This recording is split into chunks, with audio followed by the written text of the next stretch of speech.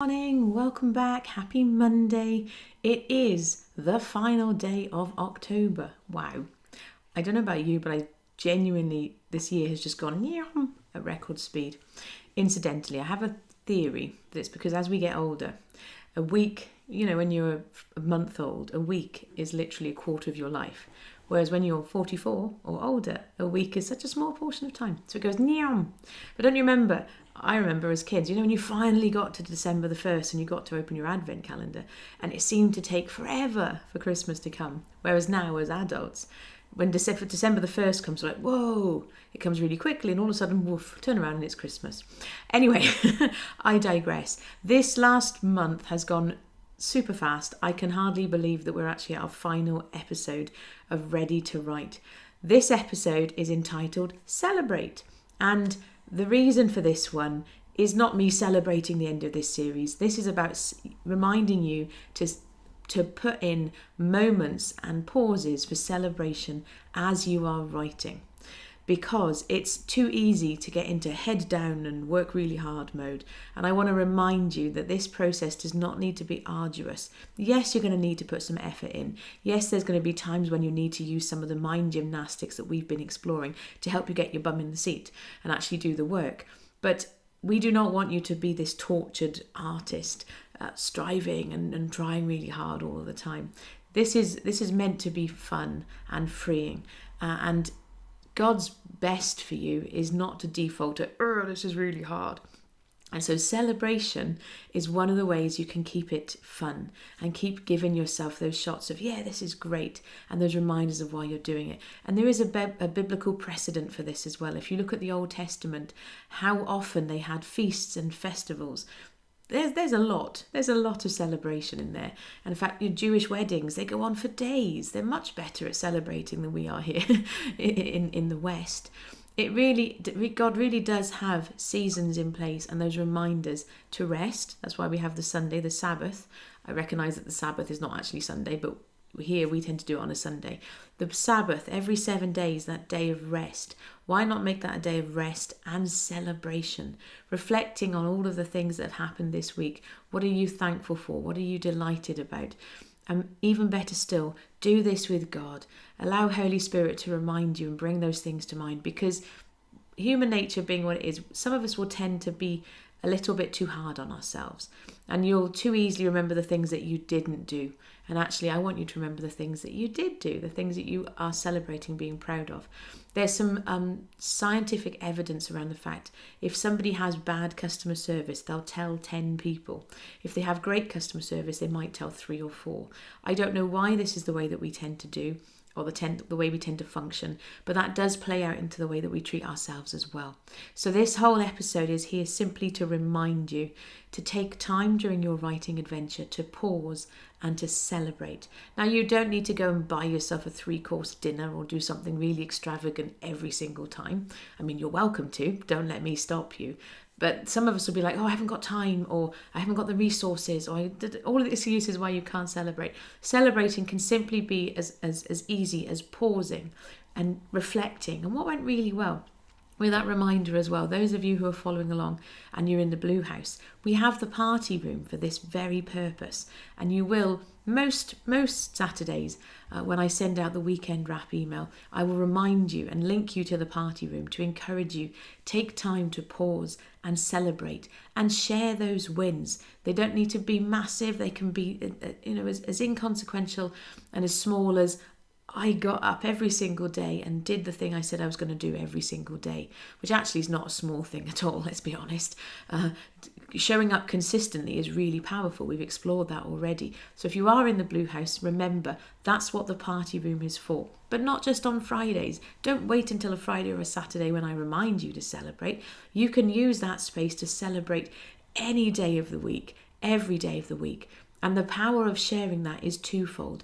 Number one, it reminds other people that yes, they are having wins too, and let's celebrate those things. But it allows the people to come around you and celebrate with you. And so it's almost like you get a double celebration, a double shot.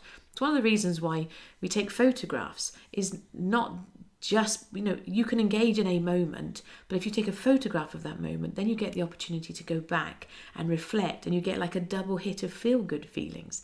So there's a reason for the party room. It's not an accident. And so if you're not in the habit of pausing and reflecting, I'd encourage you to do that. Of course, if you're not in the Blue House, come and join us. Why not? No, I mean, do come and join us if you'd like to. That would be marvellous. But you don't need to be in the Blue House in order to celebrate. You can share your wins with somebody that you do life with. You could text a friend. You could get in the habit, create a small accountability group. Although accountability group sounds a bit boring as it pertains to wins.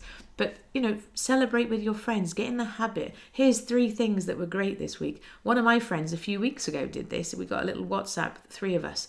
And I remember she said, here's three things that were really good. And then the rest of us did it. And it was really fun. It can be simple. It doesn't have to be complicated. But the power of celebrating your wins, remember the reticular activating system that we've explored before. It will lay down those pathways in your mind, filtering in. Your mind will filter in more examples. So once your mind knows these are the things that are important to you, these are the things that you're celebrating, your mind will start filtering in more examples of that, and also more ways to reach that end goal again. So it's like a double win. Your mind will help you out in this because it's just so beautifully crafted. So your plaything for today then is I want to encourage you to pause right now. Well, actually not right now because I'm still speaking, but it's when you get to the end of this episode, right now, if you haven't already taken a moment, this is going live on Monday, but you can do this any day of the week. It doesn't matter when you're watching this. Pause and reflect on the last 48 hours even. What are you really thankful for? What are you celebrating? What went really well? What was a great thing? What are you proud of? Any of those and all of those in the last 48 hours. And then, for bonus points, go and share that with somebody. Whether you share it in a Facebook post, an Instagram post. But really, I want to encourage you to share it directly with somebody. Obviously, people do see your Facebook and Instagram posts, but they're a little bit more... not anonymous because you've got your name to it, but you don't necessarily know who's going to see those posts unless you specifically tag people in them. So instead, because we have this tendency with social media, we put it out there to everybody, but we're also kind of hiding a little bit, which I know sounds counterintuitive. How are you hiding if you're putting it out there for everybody? Because you're not being specific to a person. So actually, I want to encourage you, once you've paused and reflect, go and share it with a person, a specific person. And if you're in the Blue House, come and share it in the party room. That's your plaything, but don't just do it today. It doesn't need to be a one-time thing. Like with all of these episodes, they're short and sweet and actionable. This is one of those playthings that I would love you to continue doing every day, but if at the least weekly. I mean, every day is beautiful. I maintain there is something that you can celebrate in every single day. And one of the things that we have in the Win the Week planner, which is a side note really, but comes up in the Youier games for those of you following along with that. You are reminded on a day-by-day basis at the end of the day to pause and reflect on the day. What's gone really well today? Yes, what can I learn from today? But what's gone really well today? That is an opportunity to celebrate those wins, doing it every single day. But if you're not in the habit of doing this at all, start weekly. We don't want this to feel like so big and vast that you don't do it at all. So start on a weekly basis. Start right now, and then on Friday or Saturday, whenever that's going to be. But get in the habit of doing it. And like with so many things, the more that you do it, the more it becomes a habit and the easier it becomes. And your mind then will help you out. It will remind you to do it. And more importantly, you'll be laying down those new neural pathways. It is, like I said at the start of this episode, it is our final episode of Ready to Write. These episodes will be available as playlists on Facebook and YouTube for, as forever really. But they're also going to go into the Blue House. So those of you who are in the Rainbow Room, we're going to be chopping out the, just the neat teaching piece is going to be available as a resource for you in the Blue House library with that reminder and that invitation as well. The Rainbow Room is part of the Blue House, so it's all included in Blue House membership. It's £30 a month. And so I want to encourage you, particularly those of you who are either just at the beginning of your writing adventure, or if you've started writing but you're ready to keep going, come and join us inside the Blue House and then request access to the Rainbow Room, because you have extra resources. So I'm not going to go into detail of all of it. There is a page you can go to that shares more about it. But in brief, depending upon where you're at in your journey, we have different resources for you, because it's there to help you plan, write, publish and market your book. And so you can slip in, slot yourself in depending upon where you're at. So if you're someone's like, okay, I've written my book, it's edited, I need to publish it, I want to publish it now, but I don't know how to start. We've got training videos to show you how to do that, taking you step by step through there. If you've published your book, but now you're thinking about, okay, now I need to market this thing. As a side note, I want to encourage you, when you finished your first book and published your first book, start thinking about the next one. That's a side note really, but I just want to remind you that particularly if you're someone who's wanting to build an author business, if you want books to be your mainstream of income, you need more than one book. Ideally, you need a series, and if that feels overwhelming, don't let it be. Come and join the Blue House, into the Rainbow Room. We can have a conversation about what your series might look like, because it's been well established now that by having a series, you've got a ready-made audience in there, and there's email lists and lots of good stuff we get into in the Rainbow Room. But that's just a side note, really. It's not in my notes. It's just something was popped in my head to mention to you.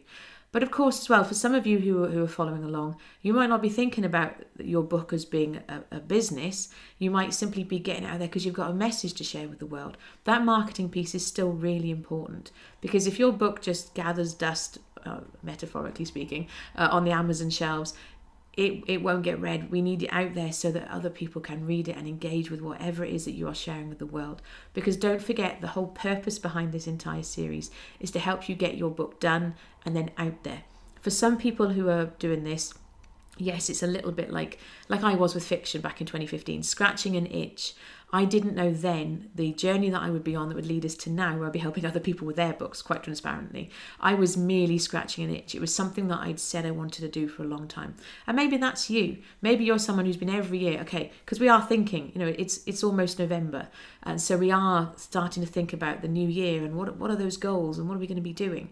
And so for some people, if you're like I was in 2015, okay, I want to write a book.